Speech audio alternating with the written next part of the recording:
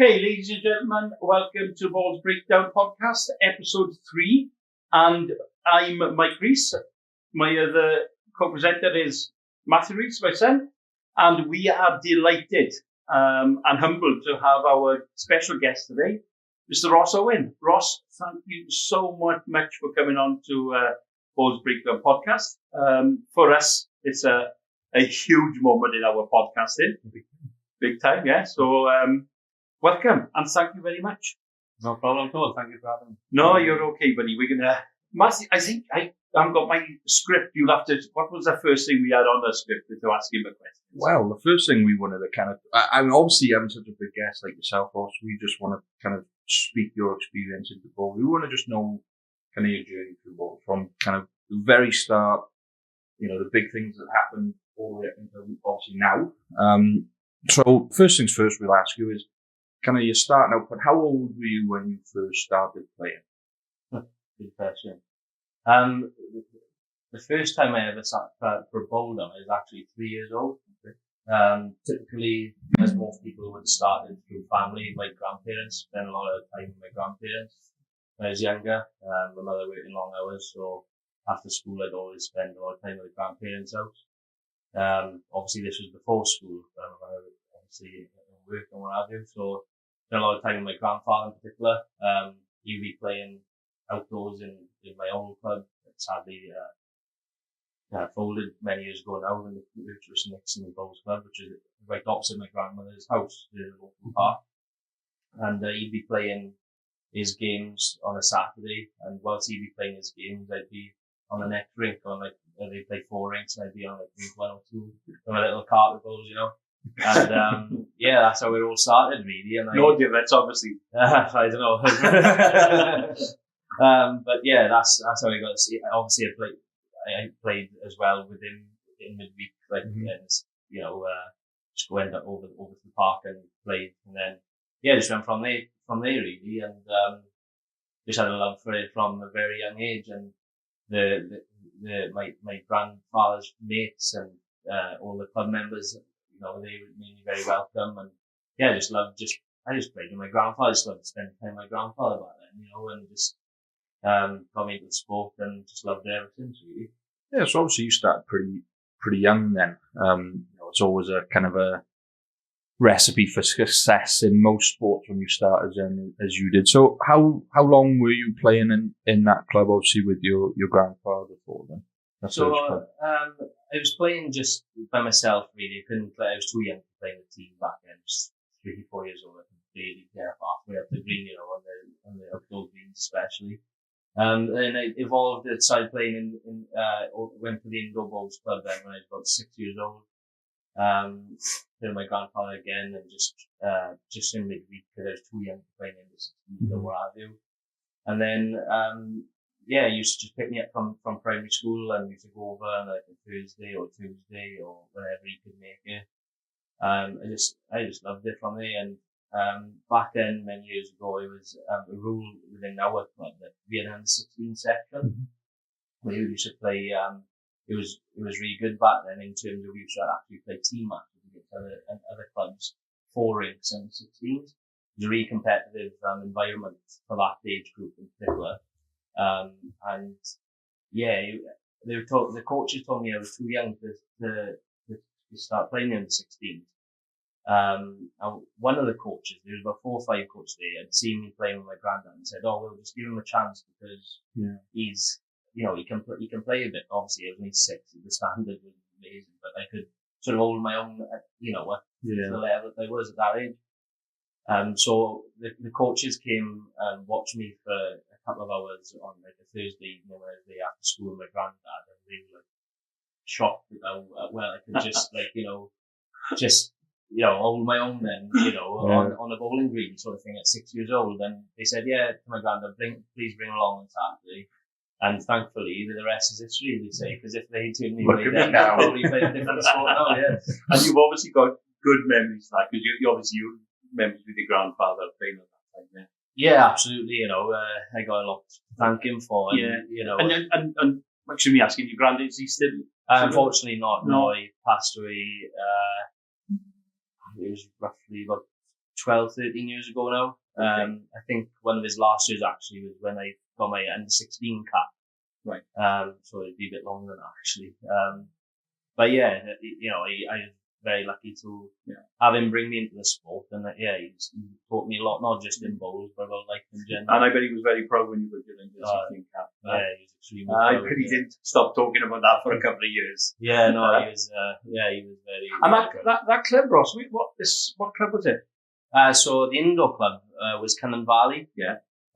Unfortunately, there's not a junior section there now, but when I started there, it was a thriving junior section, which we've got many young bowlers that come through through that junior system. They've gone on to represent Wales at under 16, under 18s, under 25 and senior level. Yeah. We had some brilliant coaches there, took us all the way through, and I'm sure the other boys and girls that were there with me at that time will all say the same, that they're very privileged to have the coaches giving up their time and valuable time, because they were very good with us from the team. And the outdoor club, which was, you said, is now folded? Nixon's Bowls Club, Okay. That's in Mountain Ash also. Again, welcome me with open arms. I was playing in their team like from 8 years old on the grass with my little size North Bowls, and encouraged me from day one. They couldn't wait to get me into the team and on playing competitive bowls then, and not just rolling up with my granddad. And there's a couple of members there in particular that really took my game to the next level from a young age. There's a guy in particular, Mark Williams, doesn't play anymore, but he was a world champion in 2000. He went and represented Wales in World Bowls in South Africa and come away with a gold medal, playing with Robert Wheel, Will Thomas and Steve Rees. And from that moment when he won and come home, and everybody made such a big fuss, and from that, I just remember I was about 10 years old at that time, or a bit younger than that actually, I was 6, 7, and thinking, that's what I want to do.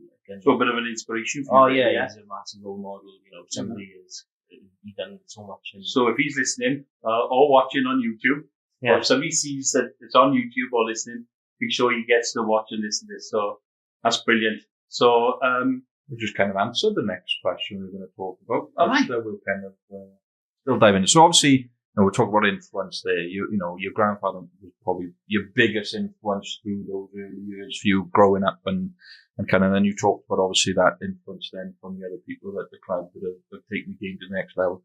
Kind of expand on that a little bit for us in terms of like how important was that influence from these players, these people that kind of you looked up to in order to get your game to obviously where it is today? Massive influence. Like I said, firstly, my grandfather wouldn't have gone into the sport, and he carried me through, and he made me work from a young age and taught me a lot of bowlers or people. I was like every other young kid. I just wanted to drive in the jack at 6 years old. I didn't want to sit and play for 2 hours, throw into the jack. But he pushed on me. It was a drawing game. You had to draw, and set me on. Got me on the straight and narrow. If that's what you want to call it. But he sort of got me into it. Then I was lucky as I had 2 real big role models on the green for me, one indoors and one outdoors. Mark Williams, I just mentioned, is a world champion outdoor player. I remember 6 weeks holidays when I was in primary school. He was also obviously very keen bowler, playing at the top level, and he just wanted to play bowls constantly. He was so dedicated to the sport. And he'd be like, the bowls club, the parkkeeper it was a council green, the parkkeeper would open at 1 o'clock in the afternoon, and he'd be like, I was waiting for a phone call from him saying, come and have a practice. And bearing in mind now, I'm like 8 years old, and he's a world champion, maybe he was slightly before, it would have been around that time, and he was a world champion, Welsh international, won the Welsh singles, won the North West End singles, and he just enjoyed how competitive I was, and I wanted to get better, and he liked that competitive aspect as well. I got a lot to thank him for, because he instilled that competitive nature into me from a very young age. And like we'd be playing, and obviously he was a lot better than where I was back then, and he'd be beating me comfortable. But in the last 2-3 ends, he'd say, right, 3 ends, here we go, and this is to win like the World Championships or whatever it would be. And we'd have a little scenario at the end of the game, just like last 2-3 ends, and we would go hammer and tongs, like, you know, and that sort of thing. I remember them days for the rest of my life, like, you know. And me and Matthew were laughing because when he was small, he played golf and he went to America and everything else. And I used to say to him, like, this last 3 holes, this is for the Ryder Cup or the St Andrews, and you're playing for the British Open, and to win the Open, you're going to win this score. We used to do it all the time. Yeah. So it's just one of those things that's come to, and that's probably the same with most sports, isn't it? We encourage them youngsters to get better. Yeah. But isn't it great for a guy who's at the top of the sport that he plays to accept you as an 8-year-old and say, come on, practice with me. Yeah. Yeah. Oh, yeah. What better grounding do you have than that? You always find those really good players always have the more openness to support kids. I did in golf, same thing with golf, right? You kind of get your really low handicaps, your really good players. They're always so open to, it's just something about good players that they understand that, I was that kid once. Yeah, I'm going to help this kid move forward. So very similar then to indoors is a gentleman, Phil Carpenter, who still plays now, and he plays, to a good standard. And actually, we watched him on that's right, yeah. On last Saturday in the Welsh semi-finals, actually, wasn't it, of the indoor over 60s. That's right, yes. And I always remember he's told me since that, like, my granddad, when he moved away from the game with illness and what have you, in his last leg sort of thing, Phil has since told me that my granddad actually said that Phil can take him under your wing, like, because my grandfather had a lot of respect for Phil as a person and as a player. For me, I'm sure you won't mind me saying this, but he's probably underachieved massively, because in my mind, he's one of the best players I've ever seen, let alone ever played with. And I've been lucky enough to see and play with and against a lot of great players.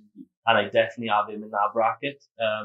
He's just, for whatever reason, he didn't instill in playing for Wales. If it was at the younger age, his career forced him on a different path, and because that often happens, or whatever it was. But I won my first Welsh title with Phil. I was 17 years old, and that moment for me was precious. Like, he's definitely a massive role model on and off the green. Like, even to this day, like, I still think the world of him. Yeah, and there weren't many down in Stanley last Saturday, but was it Saturday? Wasn't it? Yeah, one Saturday. It was Saturday, and you and Sarah made their way down to just watch them play against the Dog. And to be fair, it was a cracking game, wasn't it? Oh, yeah, it was a cracking game, and in fact, like I said, the Cullen boys, they were up more or less all the way, and it was just the last 5 ends or lot, so that they just drifted away a bit. That's all. Yes, Phil has taken me everywhere and watched me compete at various different levels. He remember him carting me around in the cars at 12, 13-year-old playing under 16 events, and it's just a small thing for me to repay that faith that he had in me and what he did for me back then.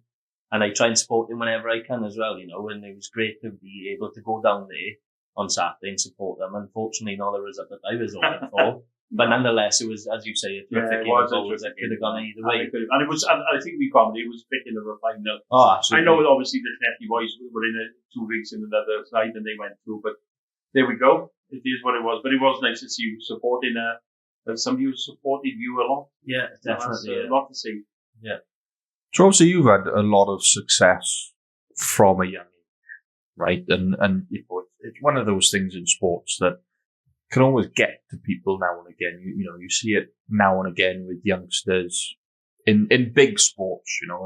Being where I've been, I follow a lot of sports. You get a lot of youngsters. Kind of that success can get to them. What's kind of stopped you from getting like? We all in America, they always call it the sophomore slump, right? It's basically after a good 1 year, you kind of you digress quite a bit, and it takes you a bit of time.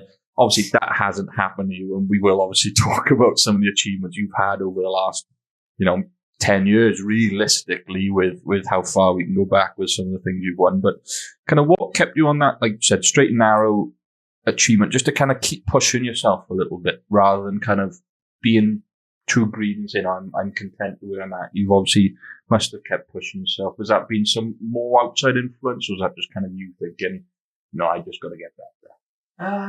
I just think, from where I come from, like in the valleys, we don't get many sort of great sports people, and I think it's part of like growing up. I think that sort of thing has been instilled for me. Like if you want it, you've got to work hard for it, and I've always believed in that. And I just think just seeing and being around top players from a young age as well, just seeing how competitive they are and how much they want it just had a massive influence on me. Thinking to myself, never be content with what you've got. And I'm a sucker for quotes and podcasts and stuff like that. And I listen to a sports person that I look up to massively on and off the field is Dan Carter. Mm-hmm. And one of his famous quotes is, be the hunter, never the hunted. And that's one thing that I'm never thinking of myself as being hunted. I'm always the hunter, Mm-hmm. I'm always looking for the next thing. If I win something, I want to win it back to back. Mm-hmm. And, the next thing, I just think there's always somebody who's done bigger and better than you. You're never this like on the pedestal. And I remember playing in a big event, like Commonwealth Games in 2018, for example, and watching Alex Marshall, who just lost in the PA semi-final. So he got a silver medal, and then he was playing the second week in the fours final, and he's won a lot, regardless of the silver medal. Even the first week, he won multiple gold medals in Commonwealth Games, multiple world titles in Portland and what have you. But yet he was still he was so competitive. He wanted it. There was nothing stopping him beating the Aussies on that day in the fours, and he was outstanding as you can imagine. And it's that competitive drive that I have. I think it's one of my biggest things that has kept me, on the competitive ladder and keep winning and doing things and, keep playing for Wales and all that sort of thing. That competitive nature, I think, you can't teach that. And I think it's just instilled in you. And hopefully long may continue. I teach a lot of youngsters in golf, and I kind of had that same attitude in myself. Unfortunately, my golf career didn't go as successful as your bowls career, but you always got to, as a player, especially at a young age, got to believe that there's people out there that are working harder than you, doing better than you. You've got to be that hunter a little bit. And I always tell the kids the same thing. I said, if you're looking to be the best, you've got to outwork the best. And the best are working harder than anyone else, and especially for, you got a good little, kind of, almost like a view into that world when obviously a world champion is telling you I'm practicing, come practice. And you're like, this guy's he's a world champion. Why would you be practicing so much, right? So, obviously it helps at a young age having that. I think you're right. I don't think you can realistically teach them the young players. If they want it, they're going to want it. You can definitely kind of give them that realization that, even though I'm doing well, I can't slow down. You've been so successful through bowls in itself, obviously starting at a young age. We'll kind of jump on a little bit ahead of, we know we played for Wales for under 16s, under 18s, under 25s, and all the way up to obviously captain Wales senior side now. So what was that like, obviously, going through that younger stage into what realistically has been over the last couple of years? Kind of how's that atmosphere changed? Is that love of bowls kind of changing with it, or that view of bowls changing with it, or is it just kind of like still there, I'm still hungry and just everything I'm doing is just great? Yeah, definitely still hungry. I was actually 31 yesterday, so, still young enough to feel that I've got enough left in the tank to keep producing the goods, if that's what you want to call it. But yeah, like under 16s were great days, and I still say to many people now, that's what made not just me, but I feel like in Wales especially, we had like what I call like a golden generation. You look at people just slightly older than me and my age in particular, going back to what I mentioned earlier with the under 16 clubs having 4 team matches. we were playing competitive bowls from the age of 12, 13. The Welsh tournament was so competitive. If you wanted to win something, you wouldn't, you'd have to play like 3-4 rounds to get through the club, and then 4, 5, 6 rounds in the Welsh just to win an under 16 title. It was so hard to win them tournaments back then. It brought that competitive nature out of me straight away, first and foremost. But I just loved just that competitive environment. And then moving, it was more an enjoyable place then, because you're doing something you loved, and obviously a little bit of success does definitely help with that. And then just carrying through, like the under 25s were brilliant days, just playing with people just playing for Wales with people that, you're used to playing against on a regular basis. Like playing against like Jared, with my teammates, and Dan Salmon, like Liam Bouse, and lots of many other people around Wales who I was constantly from a young age playing against. And then when you get to play for Wales with them, you think, this is pretty cool, and yeah, just really thrived on that. And I'm going through then to the senior team. It's a lot different environment in terms of you have to grow up pretty quickly, essentially, because we did have some fun times in the 25s, and we're still competitive and we were there to win. There's no doubt in that. But it was a lot stricter in the senior setup. And yeah, when you're looking across the room, and in my first team meeting, I'm looking at, you've got Robert Whelan, you've got Jason Greenslade, and you've got, like John Price, and then a couple of a year or two later, like we had Stuart Anderson playing in Wales and Rob Chisholm, and you're thinking, Jesus, this is something, and it just gives you a big wake up call, and just makes you think, what, I must be doing something pretty good to be sitting in a room with these boys, but it's definitely a reality check as well. Like, these boys weren't going to take any, they weren't there to babysit people. They were there to win, like you said. But, it was a pretty chill environment going from under 16, but fun and competitive right through to, the serious stuff that we're doing at the moment. So obviously you now captain Wales. How many times now have you captained? So I've captained the last 3 series indoors. So that would be 9 games. Steve Jackson, was in charge. And I was captain for the first time outdoors in London Spa, which we managed to get a silver there, just missing out to England on shot difference. It was a hell of a week that was for Welsh bowls. To be fair, it was very impressive. So obviously I know that you said your senior is a bit more strict. Are you quite a strict captain, or are you a little bit? You seem like you might be a little bit more laid back than strict to me. But at the end of the day, a lot of these players are a lot older than me, so I'm a firm believer in trying to lead by example, and like actions speak louder than words, sort of thing. I'd like to think that a lot of the boys have a lot of respect for what I do, and not just on the green but off the green as well. So I'm not a big drinker anyway, but I will have a social beer, whether it be, just in the bar afterwards with my opponent. Don't tend to go mad. But everybody's different, and I accept that. Mm-hmm. But I wouldn't say I'm a strict captain, but I think everybody knows what I expect of them as well through my actions, and I would never try and influence anybody, because I think that's not the sort of captain that I am and that I want to be. I just think if, like for me, like Sam Morgan, the Welsh rugby captain, he's like, the silent assassin. You very rarely see him speak to the referee, or he never bollocked his players. He just went about his work. He was the first to train, and he was last to leave. Mm-hmm. And he put in the elbow shift on the field, and that is typically the captain that I want to be, and that I see myself being. Do you work out as much as him? I heard he was doing an interview one year, kind of late into his career, and he said the only day he ever took off from working out was Christmas Day. Yeah. Every other day he was in the gym working out.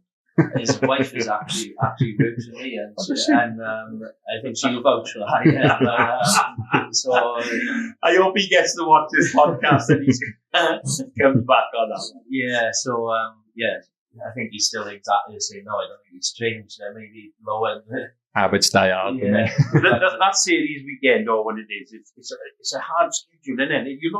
You're playing for long periods of time. It is a hard schedule, and to be honest with you, the schedule changed a lot out in the series in London last year in terms of the format, because they've gone from the 6 rinks to the singles, pairs, triples, fours format now, which a lot of people are for, a lot of people forget against.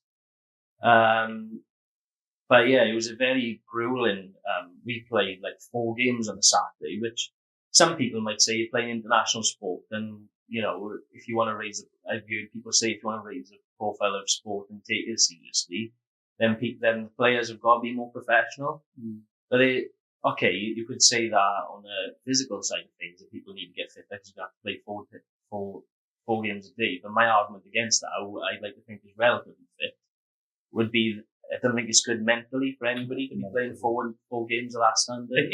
You get a good one. Mentally, the game of bowls, you can't switch off, is mentally demanding. Absolutely. You try to switch off, but even when you're not bowling, you would. And bowling you would last you bowl 12 seconds and maybe between 12 and 20 seconds. Yeah. Maybe I'll come back to you because you're about 7 seconds bang on from picking the wood up to delivery. I don't know if you know that, but that's where you are. I watched you in the champions, bang on 7 seconds, wood up to delivery, 7 seconds. But when you could walk away from the mat and then you're watching and you're with teammates, you're playing on your own. You're not long before you're back on anyway. That's right. And it depends on the type of game. Is it 21 ends? If you're playing sets, 9 sets, 9 ends or 7 ends with sets, that could be, if you're not concentrating fully, that could be over very, very quickly. Even if you're like 21 ends. Even if you're in fours, right? Like, especially now, I mean, your younger generation, when we talk about it in our outdoor team, it's not just the thirds reading the head or picking shots anymore. A lot of our team we play, you've got your first and seconds involved. So you've got to be actually switched on, even when you're not bowling your wood, to kind of discuss and talk about the state of the game and stuff. So, you talk about 4 games in a day. Like, I'm a golfer, I play 4 hours of golf in a day, but you've got a good, 3-4 minutes to switch off rather than, a minute to switch off and then switch back on again for half. Yeah. So, you can afford to be a little bit more lax in golf than bowls. And I find it hard. There's times I'm playing and it's just like mentally, you're halfway through and your ability, because you just constantly mentally wise, it's tough. It's taxing, very taxing. Definitely. And especially in the team events, I just find a lot of the time find myself don't really, I'm always thinking about the next end, the next bowl, and a lot of the time even just speaking with my teammates, playing a game of 4, speaking the third, about the jack length, and is this happening? Is this hand really the better hand, and all that sort of thing. And I think the moment you step back from that, you let that concentration go, could be the difference. If you're playing in a high quality game, high standard game, it's going to be tight at the end. That difference, you could switch off that one end or that one bowl. That could be the difference at the end, where you've lost by 1 or you've drawn the game by getting over the line. Yeah. And I think, that's such a key aspect of the game. Probably doesn't take it seriously enough. Yeah. And especially, when there's not just you on that field, there's other people playing their own game on different rinks, and you're like, well, if we want to win this series or win this game, they're down 2, they're at 3, they're down 1. We've got to then be that. Do you do that, or when you're captain, you find that you look at other rinks and you're trying to bring in the whole, or the new format does that change it for you a little bit? I like to think of myself not just as within Wales, but even in my club, the captain of the club as well. Try and be a bit of a motivational sort of captain.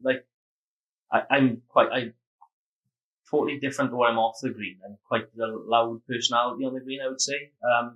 Trying to get the boys going, always looking what's going on around me is probably not the best advice I'd give to anybody else. Mm-hmm. But certainly as a captain is more called for it than anybody else, I guess.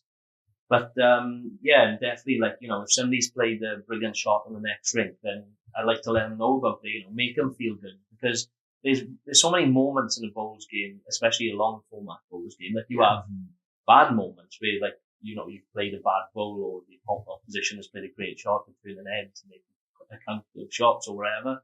So when your player plays good shots, you want to make them feel good and make, so I'm a firm believer in that and trying to get, the opposition not to do it for you. So you certainly got to try and make the best of it. For me, it's about creating energy in it. That's If you've got energy on the green, it just raises the whole team. And I talk about, we play in Divisions 5. We played against your A team last year, Harlequins A team. And I think we lost to them both twice. Yeah. But the team to beat last year in our league was Bargoed. Yeah. And we were top. We went to Bargoed. Whoever won took the winnings, took the title. Yeah. And they were up for it. Yeah. And they created so much energy. You could feel our team just withdrawing a little bit. We did the same against them in our place. I think home field advantage played a little bit of that. And I think a lot of our guys were, our goal at the start of the year was a little bit probably different about it. We just wanted to go out. Like they had, obviously I only started playing outdoor last year, but they had a close save the year before. Hard done by the year before that when someone dropped out the league. They lost all the points. They would have won the league otherwise, and they lost all their points because someone dropped out, so they missed out on promotion. So we're talking about the league, so we just go over, because obviously we're in Division 5. 4 now.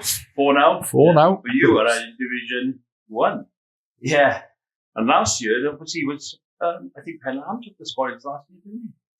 I think they did, yes. To be fair, I gotta say, first and foremost, that League One, that Division 1 in our league now is such a competitive division. There's a lot of top teams in there, and if you're not on your game, no matter who you're playing, you're not going to win. And that's for every team in that league.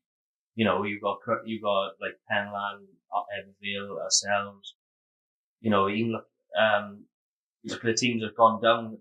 For example, but you leave Ali still up there. Are they still up there? I know I think they got relegated. But a good team again. It's a brilliant team, all them teams. Barry Athletic. Yeah. There's Rechen. Yeah. With the West End. Yeah. There's a lot of, they're all brilliant teams in their own right, and it sometimes comes down to commitment. I think some teams are more committed than others. And in that league, you can't afford to miss your top players, because as soon as you've got one or two missing, you're going to lose. Like, it's as simple as that. We were lucky enough to have Nicky Jones on our podcast. Well, that episode will be going up actually a couple of days after we recorded this. But we had Nicky, and we've heard that him and Chum have signed to come up with the Mighty Quins. Yes, we have got the pleasure. To be fair, they joined us indoors this year, and they've been a revelation for our team. Not just in terms of their ability, but more towards the commitment. They're there every week. Also good players, but you need players like that in clubs. Because you can have all the top players you want, but generally they can't play all the time because they're away playing here and away playing there. So Nicky and Chubb have been great players for us indoors, and I got no doubt that they'll be exactly the same for us outdoors. And you're building a bit of a squad there, aren't you? We are, yeah. We've fallen short in the Crothers the last couple of years, few years now. We've got the landed nods for finals day, I think, like the last 6 or 7 years, but keep falling short of the semi-final, final hurdle. So yeah, it's definitely, I think most teams in Wales have got that goal that they'd like to win the Crothers. So yeah, but not just the Crothers, the private greens. I've played at Harlequins now for like 17 years, and I've only ever won the private greens once, and that just shows how strong the league is, because I play in a good team. But yeah, and again, it's all down to commitment. To be fair to Penlan, they've won the league probably 3 or 4 of the last 6 or 7 years. Yeah. But they're a very committed side. They boys play 90% of the fixtures, I would say, and that's where you've got to have if you want to really be serious about winning the league. Yeah, you have. And I know we've digressed maybe off our little plan a little bit, but I just want to touch on the Crothers. Because again, we've had a guest recently on, and that's going to go out in a while. We had young Billy Flynn. Okay. Yeah, who's good captain of Wales under 18s. And we had his dad, Jamie Flynn. I know you know Jamie? Yeah, I know Jamie. And we talked about Pontreda then. Now, their Carruthers record, in 2004, 5 and 6, they won it 3 times on the bounce. And over a period of 8 years, they won the Carruthers 6 years out of 8. And Jamie was captain for 2 of those 3. It was indeed. So that is It's hard to brilliant. do. I mean, that That's a- Crothers trophy is. I think we discussed whether Harlequins had won it. Have you won it 3 times on the bounce? No, we haven't won it. RTB, I think. Oh, was was it it? RTB? RTB Yeah. So we've won it 3 times in the club's history.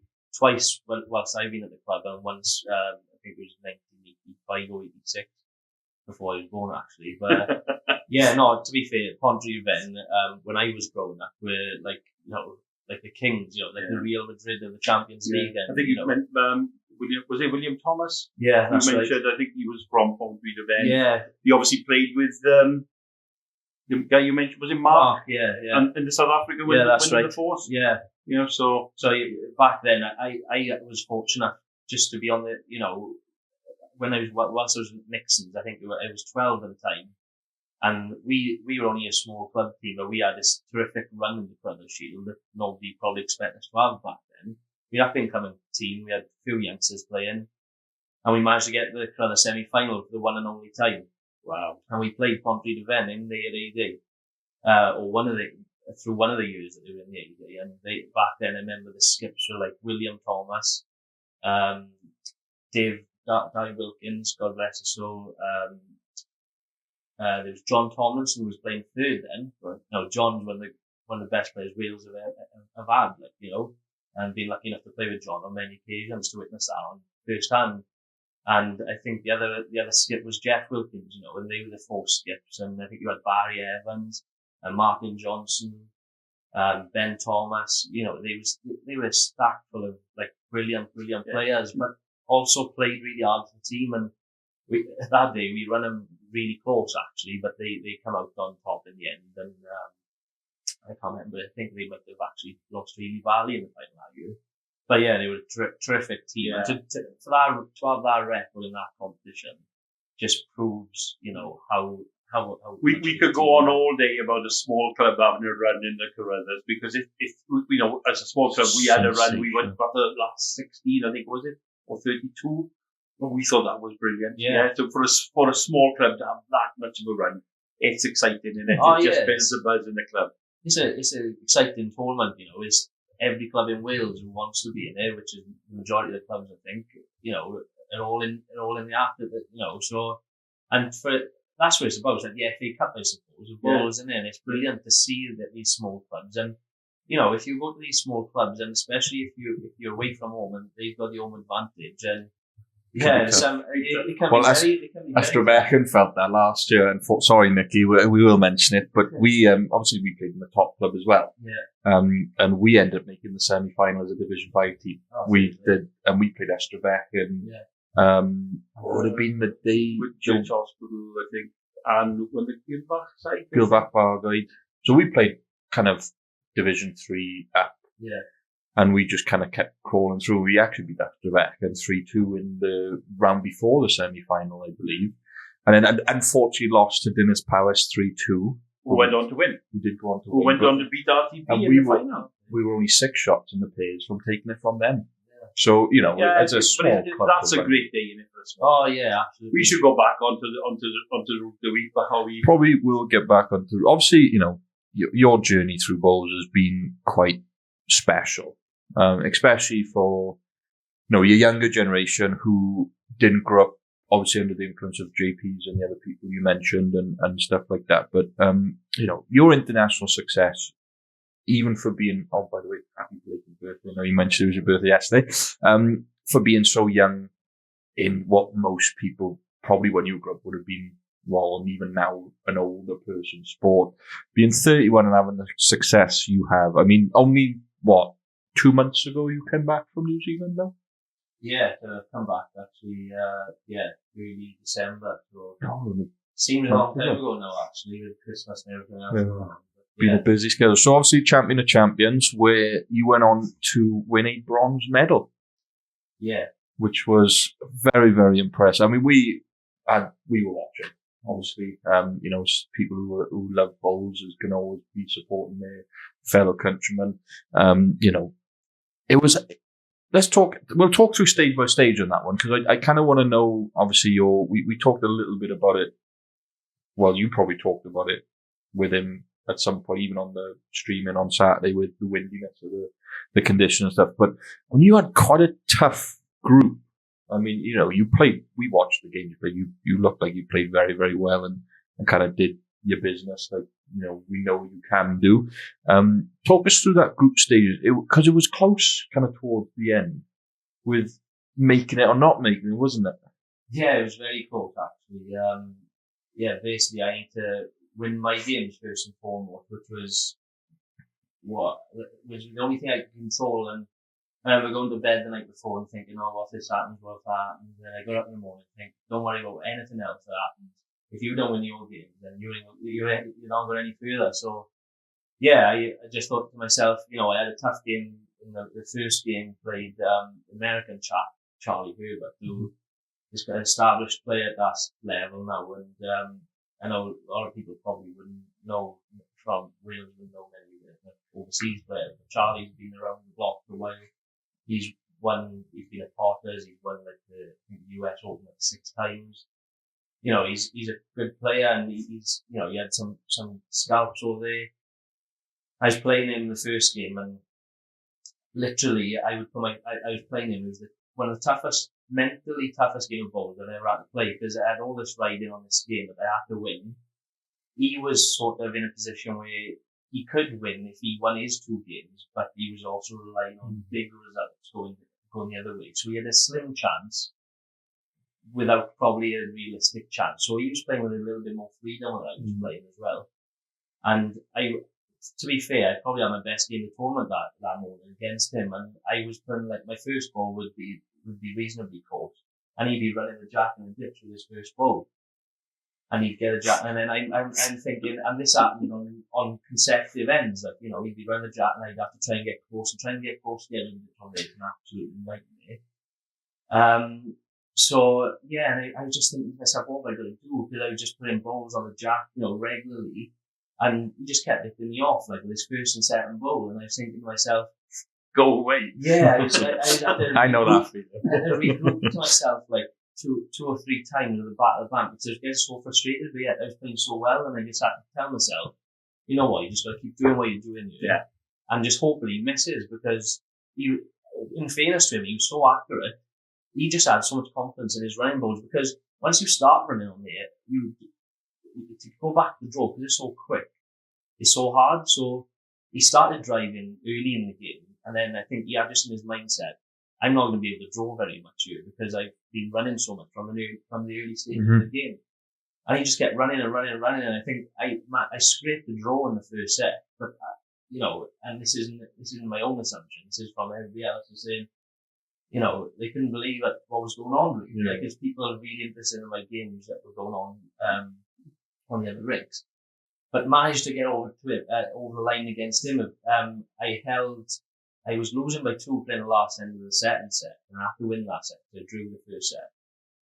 So I held the game, holding 3. I had 3 within like 18 inches. And he's got a lovely head run down to it. I'm thinking he hasn't missed a thing over there. I'm absolutely screwed here, and he's come down and he's hit his target plumb. I got a bowl jack eye. There's a gap through it, and there's a bowl like in between the gap, or like a foot through the gap sort of thing. And he's come through the gap. He's coming down and thinking, oh, God, like anything, what more could I have done, like sort of thing. And somehow he's missed absolutely everything. He's got size 5 balls.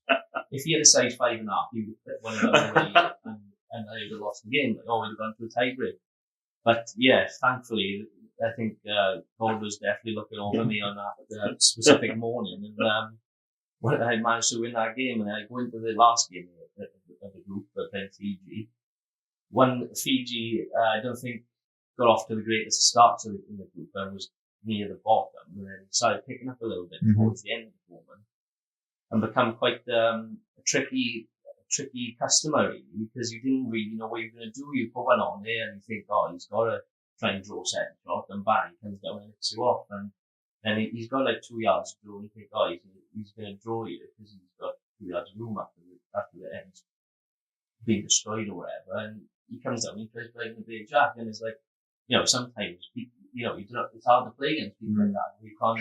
It's very what are hard they to going to play do? against. Yeah, so I won the first set comfortably anyway, and then I've got it, and I won by 12, 13 shots, I think, in the first set. And in the second set, it was a really, really frustrating, tough set, and I found myself needing him to miss a bowl on the last end of the second set.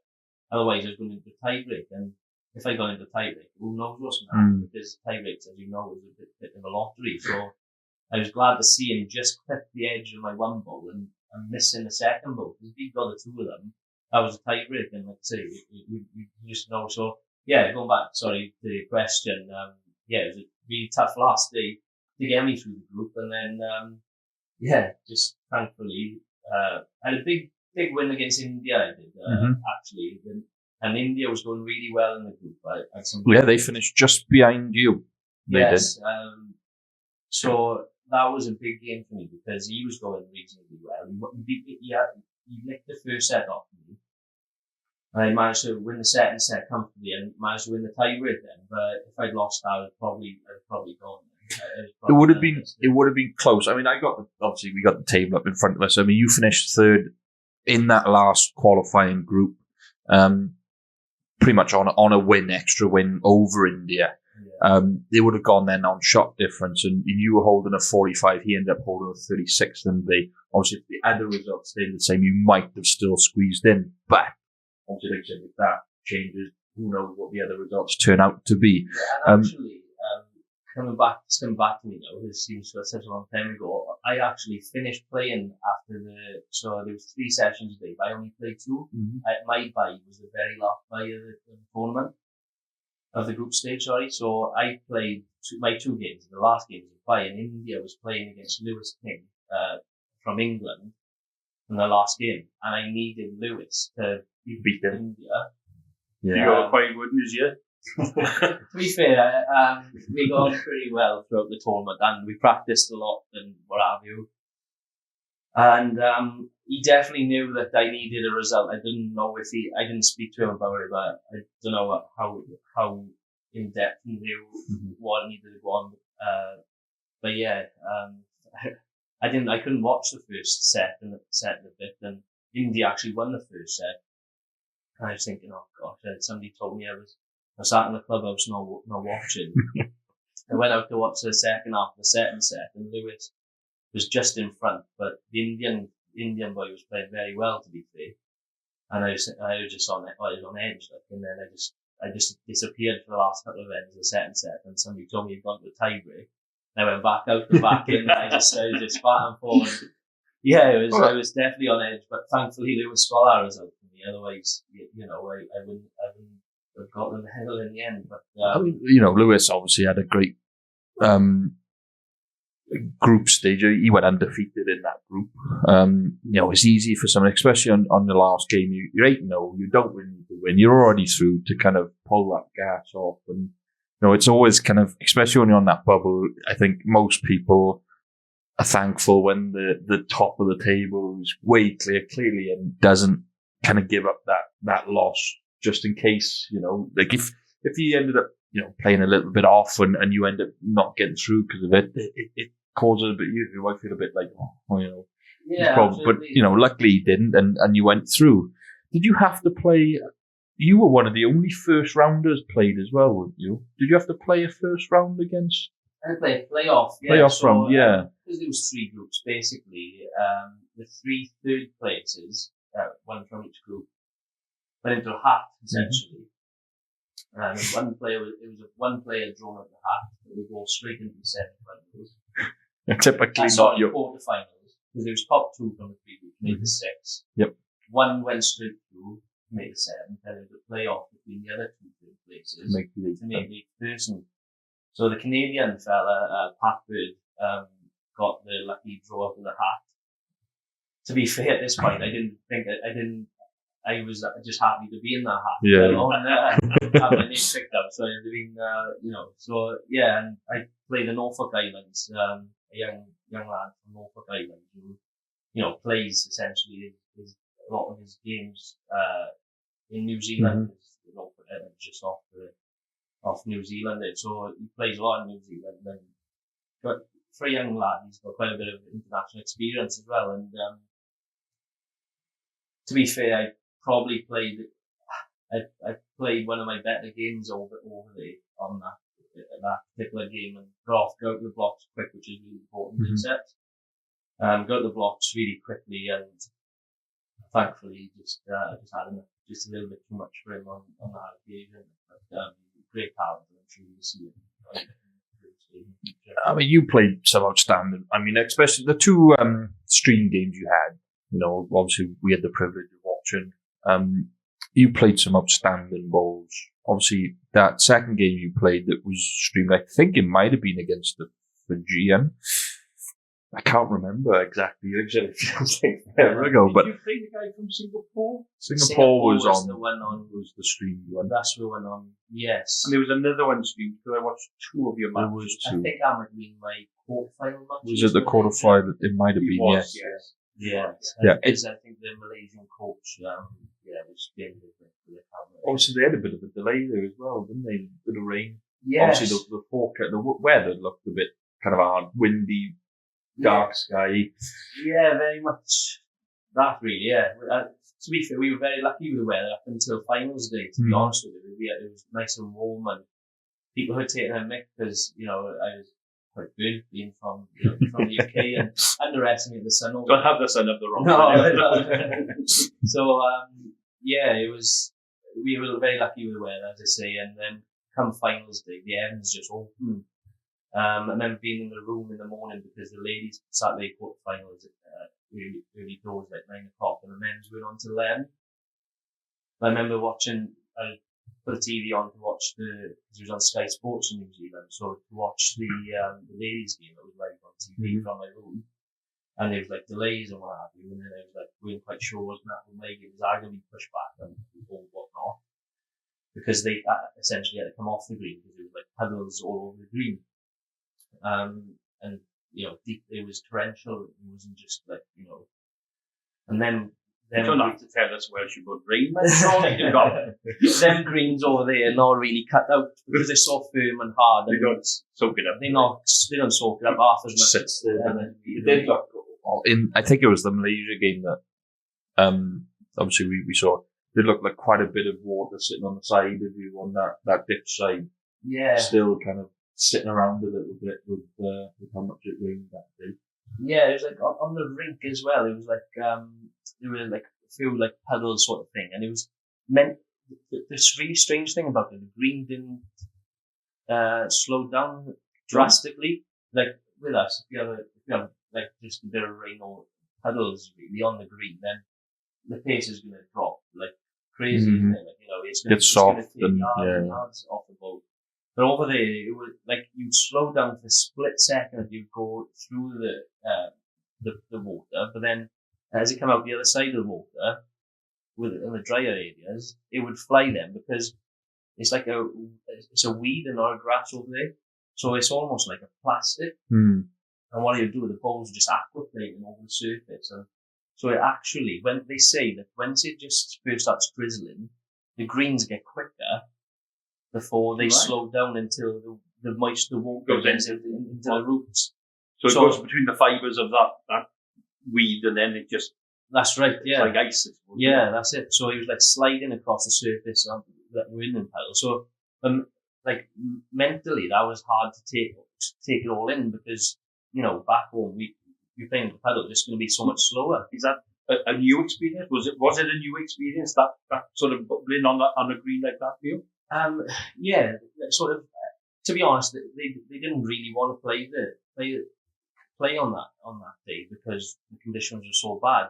They made, to be fair, the volunteers and members in that club made a monumental effort just to get them games played. And even through to the final, the conditions that they played in the final were horrific.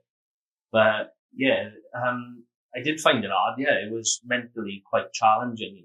Like I say, trying to get through them puddles and the ball actually speeding up rather than slowing down. I haven't really experienced that sort of thing before. I played there before in New Zealand when in the World Championships in 2016. Didn't get any rain, so I had the experience of the greens in the dry, but not so much in the rain. And to be fair, I tapped into a couple of experienced people, knowledge, whilst I was there, to try and get advice and tips and, people who I looked up to and people who've been there and done it sort of thing. And they supported me every step of the way and sort of helped me massively in them situations because not really knowing what to expect. So yeah, definitely helped me. And I think considering the conditions in that quarter final against Isaac, who was at the time ranked I think he just dropped from number 1 to number 2 in the world. A lot of success in the last couple of years. So I knew that there was going to be a massive game for me, and he actually beat me in the World Under-25 Championships, going back about 10 years ago now, beat me 21-20. So it was, in the back of my mind, there was a revenge I wanted back on him for that, because I always remember that game. But, also, obviously he's come a long way since then, and it was great to do battle with him again on the, at the senior level. But, I'd like to think that considering the conditions that were there on, evident to see in that game, then, I was really happy with the way it performed. You got all the stats there. What was the fight? What was the score in that game? 2-0. You beat the... Yes, I beat them 2-0. That's revenge. Sorry, no, I think it was half. It was half the first set. Yes. Because I was 1 down, 5-4 down, I want to say. No, I was 5-4 up in last end. I the first set. I played a good first bowl, and he run the jack in the ditch with his first bowl. A lot of these overseas players do tend to play a very different game to us. And I've mentioned Charlie and Isaac now. And obviously, different scenarios in the game will cause that to happen as well. Mm-hmm. But he drove the jack in the ditch with his first ball and landed a foot from it. So, in the ditch. So, essentially, it was going to be hard to beat that. It was a full length jack, and I just had to try and get as close as I could. And I was just looking to try and get best second. Yeah. And thankfully, with my third ball, he played a couple of good balls. I was 2 or 3 down, I think, by my third ball. I managed to get like a foot and a half off the ditch with my third ball to get a second shot and get a tie out that first set, which proved important in the end because I got out of the blocks in the second set very quickly, and I think I was something like 7-2 up, I think, with 2 ends left, if I remember, and I dropped a 3 on the 6th end, so it meant that I was 7-5 up, I think it was, going into the last end. So, because I got a tie in the first set, meant that I could afford to lose 2 and get a tie break out of it, but he needed 3 to win. Yeah. To win. And in all honesty, I played a horrific last end, a decent first ball, but my second and third ball were like 4 feet, 5 feet short, which coming towards my last ball put me in a hell of a lot of trouble because he had the back balls, he had the second shots, and I could only play 1 bowl where I needed a second shot, I needed a back ball, I needed all these bowls, but I only had 1 bowl left, so I was trying to force him he could have made 2 or 3 with a perfect shot, and I was just trying to force him into playing the hardest shot possible. Yeah.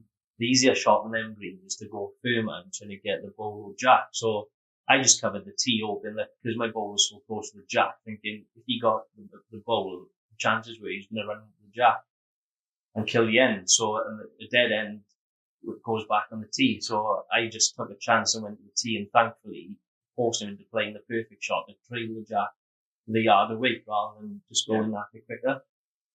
Thankfully, just missed that ball, but it was a brilliant game. It could have definitely and good revenge. Yeah, absolutely good revenge, and that's history now. That's history. Yeah, like a lot of the other boys will tell you, he's a very difficult customer to play against. He's up and active, and he's a fierce competitor, and he can be, I don't know the word to use, but very awkward to play against on times, and I'm sure the other boys, international players who have played against him will agree with that. So yeah, it was very nice to get it over and over on him. And then on to the semi-final? Yes, played Lee Strainer from Australia. Lee's won it twice before, and every time I think he's won the Australian singles 6 times, I think it is. He'd won that, I think 5 times actually. He's won it twice. He'd won it twice before. got a bronze the other twice he's been. So he's medalled everything he's been there, guaranteed a medal again. And in all honesty, before the tournament started, he's probably, I would have said, probably the tournament favourite, being in his condition sort of thing. But yeah, that was a bit of a funny game because Lee went up, got a couple of shots ahead early on. I think I called him back a little bit. And he held an head, I think it was, to go through in front and then give me like second shot sort of thing, which kept it quite tight. And then later on, I think I had a chance, I needed a 3, I believe, on the last end to take it to tie the first set. And I held 2.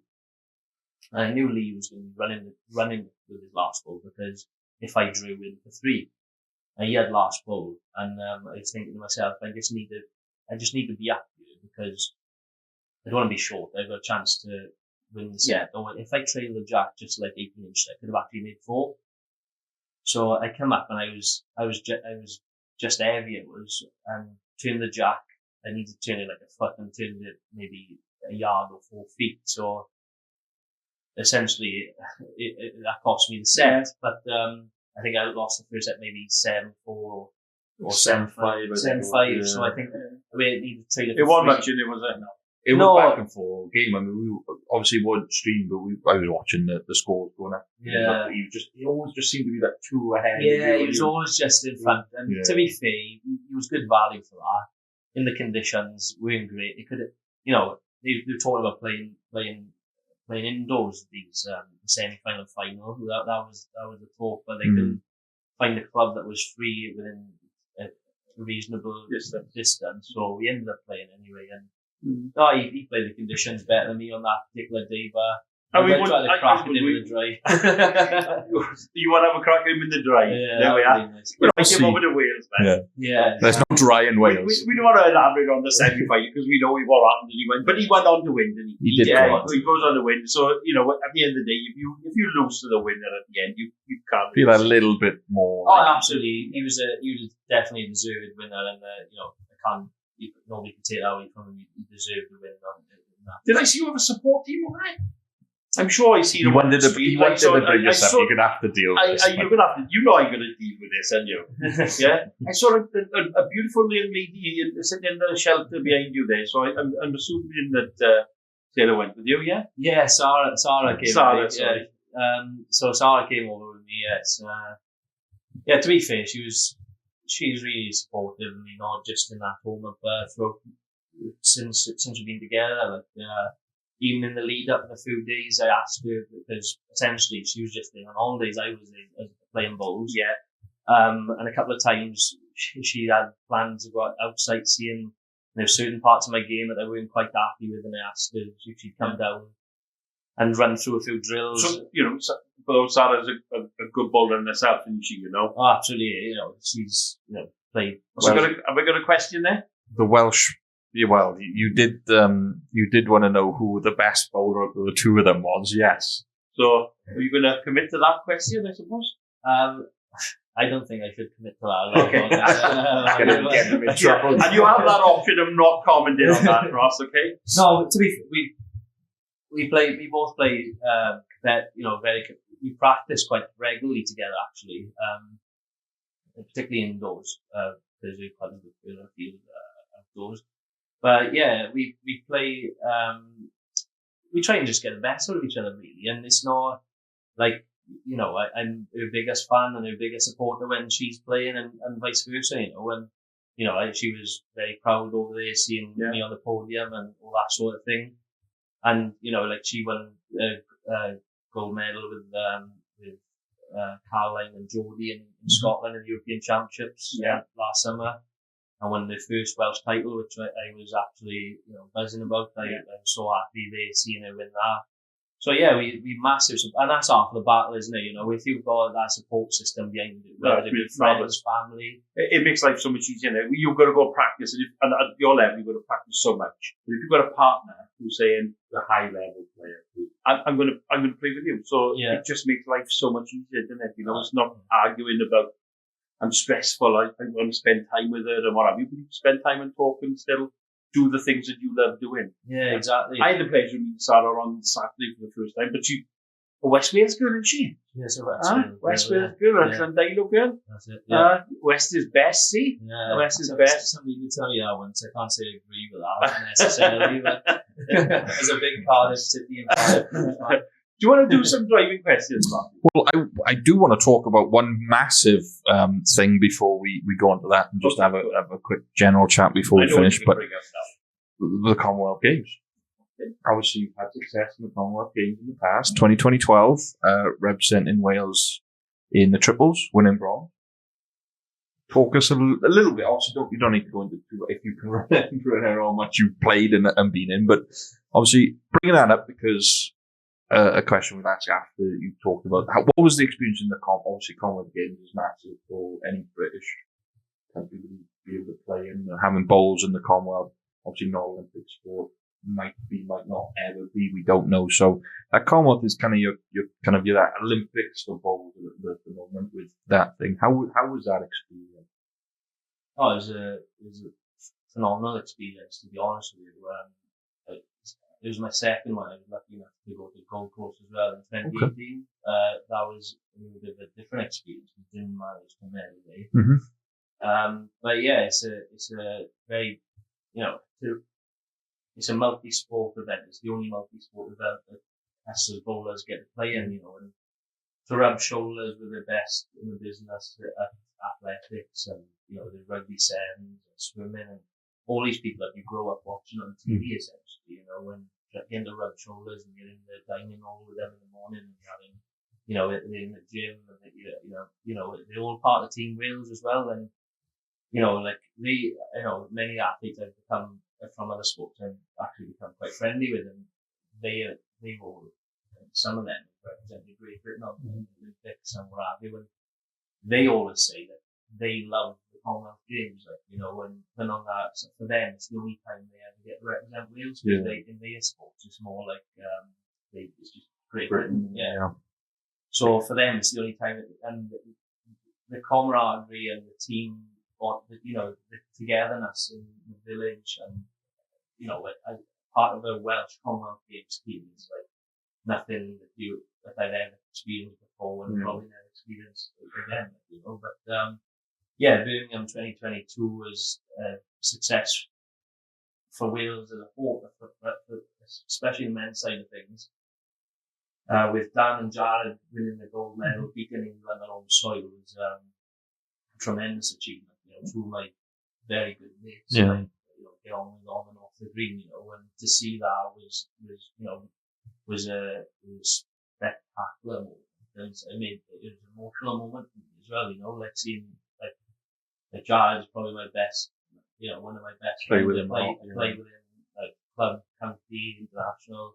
To see that was just it was amazing. I hope he's not going to do that knee slide up at the Quins, mate. I'm a groundsman of the Quins. He knows his plan for that. So obviously, Commonwealth Games confirmed again now. Bowls 2026. Is that something you're going to be striving for, trying to represent Wales again in the Commonwealth in 2026? Is that in Scotland, in Edinburgh? I think it's in Glasgow. Yeah. Yes, Glasgow. Yeah. Definitely is something definitely on the radar. Obviously, that's quickly into 2025 now, so it's only just over a year away. So, it's definitely something that I'd love to do, and anybody within the game right would love to do, I just have to make sure. It's going to be tough, because I think it's been recently announced that there's going to be 3 players, so. Well, I better get starting to work then, I think. I think there were 2 hopes and Bob. Bob and no. So I think it's two players now. 5 players was tough. It's a very cutthroat sport. It's a tough job to select as team manager. We very lucky to have so many good players in Wales, and trying to get in 5 was tough. But now trying to get into 3 is going to be a bit harder again. So something that I definitely love to be part of. Mm-hmm. And I'm hopeful that my ability can take me there, but essentially it's not in my hands. And, I'll do my utmost. I'll train hard. I'll do everything I can under my control to make sure I'm there, but whether I am or not. Well, you keep playing the way you're going. I think you'll be okay. Yes, but like we got, you take it like as just mentioned, like that Dan Jarrett, defending his champion. So it'd be tough to and to get in between that. First and foremost before you look any further, and rightly so. They in my opinion, they deserve a chance to go again. Yeah. So which leaves one spot then, and there's a number of players who could have that. There's a load, yeah. So yeah, it'd be interesting. I'll definitely be doing everything in my powers to be there, but fingers crossed. Right, we will go into driving questions before probably the most important question you're ever going to be asked by myself. So driving questions, our segment of 5 short, quick questions, quick answers, nothing too serious. Have a bit of fun with them. Are you ready to go? Yeah, sure. Right, so first question, short jack or long jack? Short jack. Second question, favourite bowls format? 21 shots. Third question, starter or dessert? Starter. Ooh. Question 4, your go-to TV series? Oh, massive TV fan. Or movie, or whatever, your comfort show? My favourite, I'm going to say a league of Okay. And last question, and I hope I know the answer to this, should bowls be an Olympic sport? Absolutely. So, apart from your favourite TV go-to show, that wasn't so bad, was it? Maybe I think that might be the hardest questions he's had all What day. were you expecting then? To be honest, unless he's got a ball involved, I don't tend to watch a lot of sport, a lot of TV. Well, I was waiting for you to say Bowls Breakdown podcast live streaming. That's what I was expecting you to say, but We haven't had it. We got one episode out before this goes live. It's not gonna we have to improve the Wi-Fi in Wales first. Yeah. It's one of the things I don't spend a lot of time watching TV, if I'm honest. I try to make myself really, active and doing things. Like if I'm not, if I get any spare time, I tend to play a bit of, like in my downtime, play a bit of FIFA on the PlayStation or wherever. You're like his best friend now. So I don't tend to watch much TV unless Sarah ropes me into watching some sort of rubbish chick flick that you guys watch. They all tell me that Love Island's back on soon, and I've never seen it. I don't even know it. What's back on? Love Island. Oh yeah, no, not a. Here we are. Right, so we're pretty. Not that we don't like Love Island. Mind if any producer or anything watching. No, we don't like Love Island. You're all right, but I don't think any of them are going to be watching bowls. I think you're safe on that one. So, pretty much to end any episodes with anyone we just like to generally chat about bowls, kind of things we've done, small little things we haven't mentioned at the start. And the big one for me, and I know people have mentioned it, they mentioned it in the Champion of Champions, and obviously the first time I ever watched you play was against Ken in Bridgend. Tell me about that grip and delivery. It is so unique. It is so different. Obviously, you go into a Welsh set now, they probably won't be teaching anyone realistically that style of bowling. How does it work so well for you? And where did it come from? To be honest, without sounding vain, I've watched a few clips of myself over the years back. Not recently, but and just it's never always been like that. It's changed, and I guess growth has got a big part to do with it.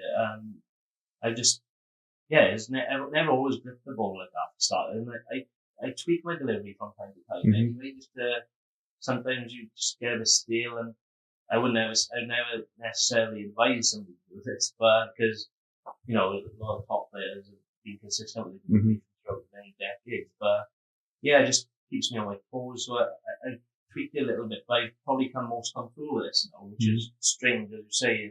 I get asked this question a lot, and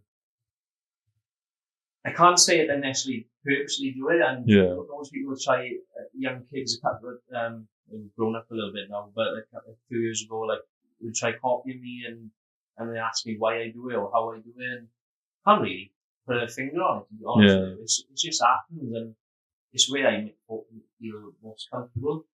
Like, if I try holding a bowl, like the coach would tell me to hold my bowl with the centre of my finger down the centre of the bowl, then just don't feel comfortable to me. It doesn't sit right in my hand, so that's naturally the most comfortable place that the bowl sits in my hand. And the only thing, one thing I would say, I do have to tweak it a bit when I go to this southern hemisphere, just because the greens are so quick. So any little wobble in the delivery, which doesn't matter over here, because the greens are relatively slow, does have a big effect because it's so quick.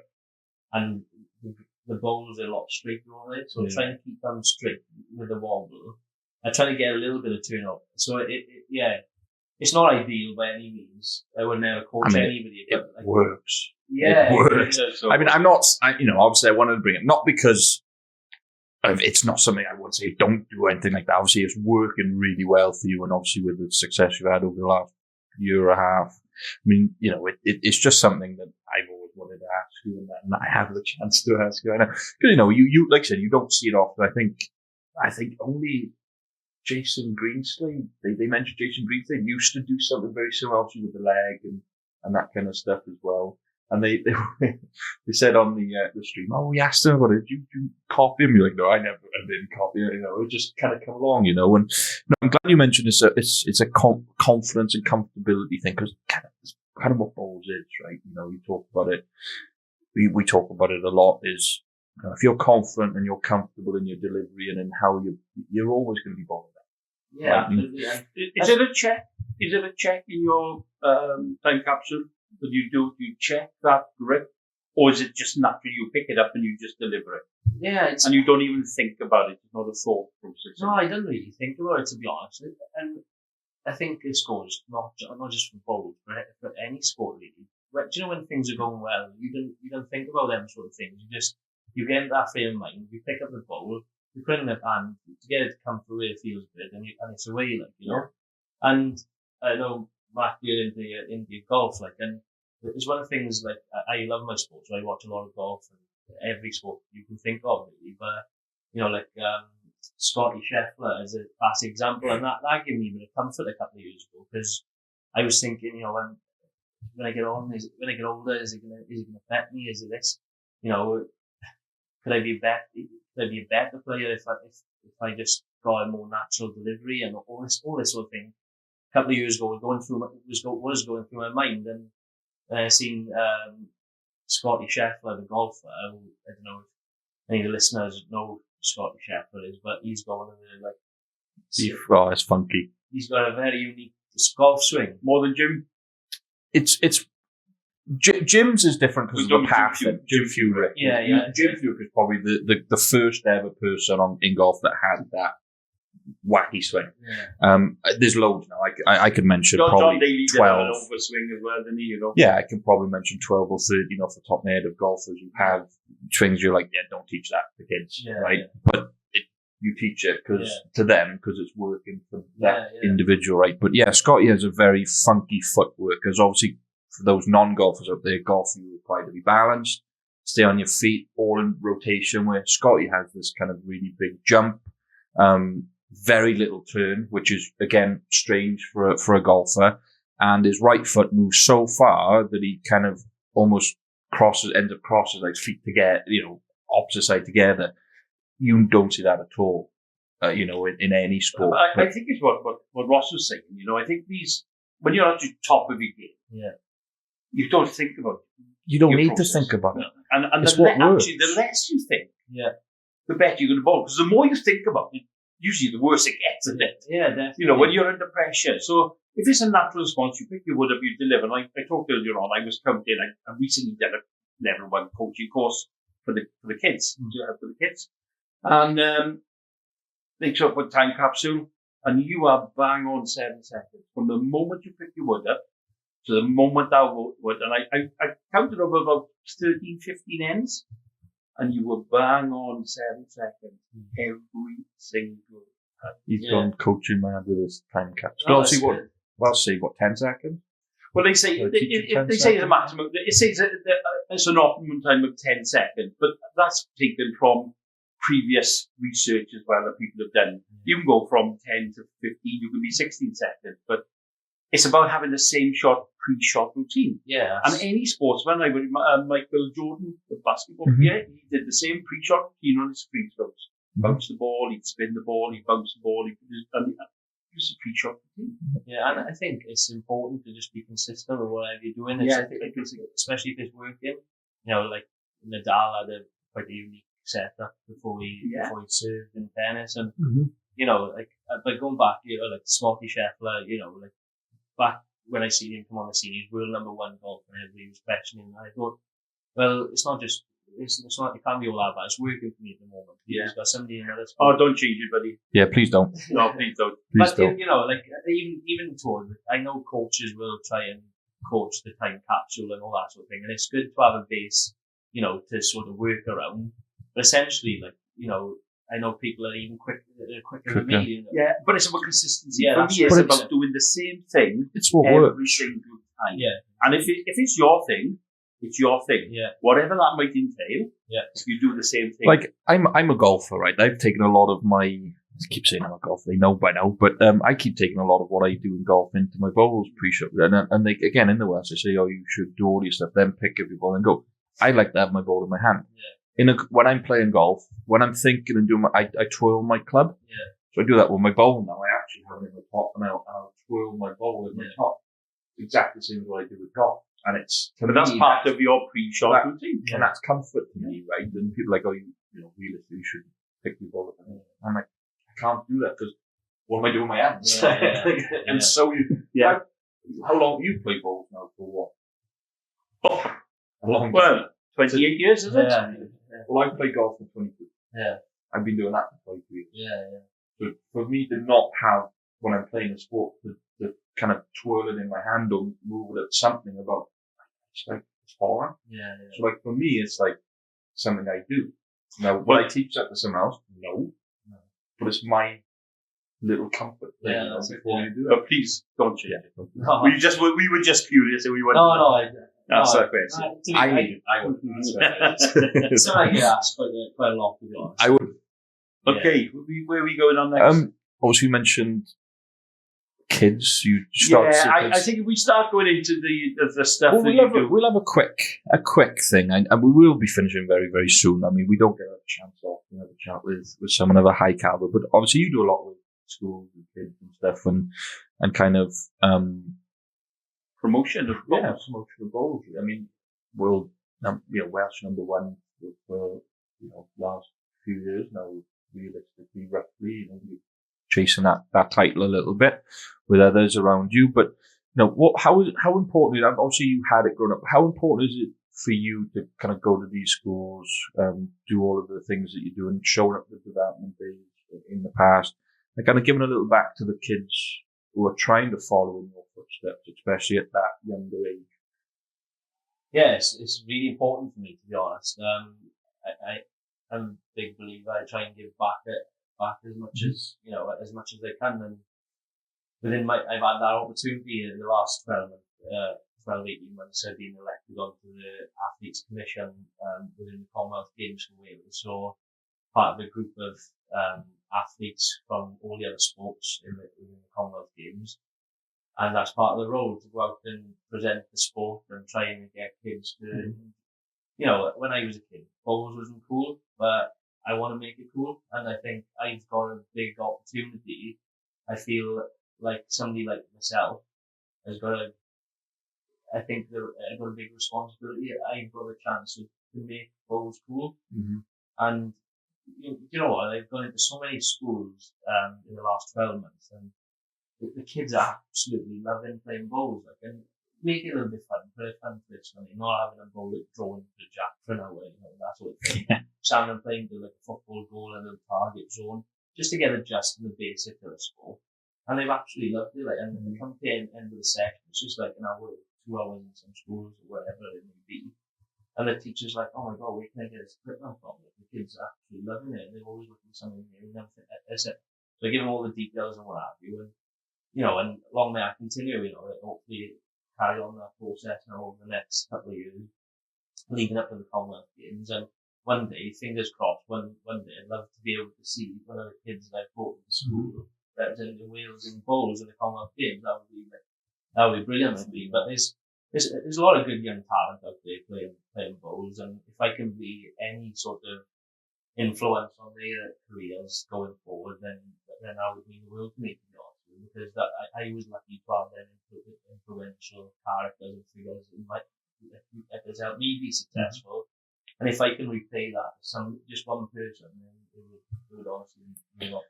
Well, I know he's asked you before, and I know you know about our junior academy at our club, but we'd love to have you one session, or we going back in the schools this, in February now, February, March now. Back in the schools.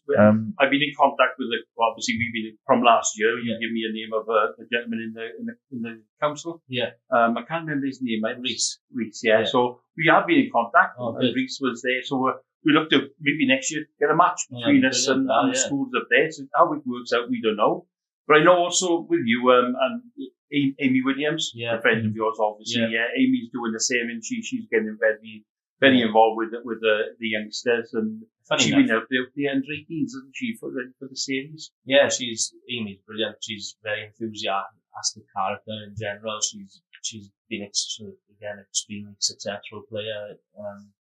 And yeah, funny enough, we come through the same junior set that we played together in Cunham Valley from like 10, 11 years old, and come through the same system. So, similar background. And, like, she, just like me, just loves giving back to the game, because we've been very lucky to have so much out of it. Yeah. Brilliant. We got anything else on that list? We've pretty much covered everything now. And I didn't even mention the yellow bowls. No, we didn't mention the yellow bowls. We did mention the yellow bowls. We'll talk about that after the podcast, I think. So I suppose we're going to wrap it up. Yeah. Ladies and gentlemen, thank you very much. If you're watching on YouTube, don't forget subscribe on YouTube, on Facebook, like. We're also now on Spotify, so you can listen to us on that long car journey. Wish you all the best, and thank you very much. And Mr. Ross Owen, thank you so much for coming on, buddy. No problem at all. Thank you both for having me. It's been an absolute pleasure. Thank you.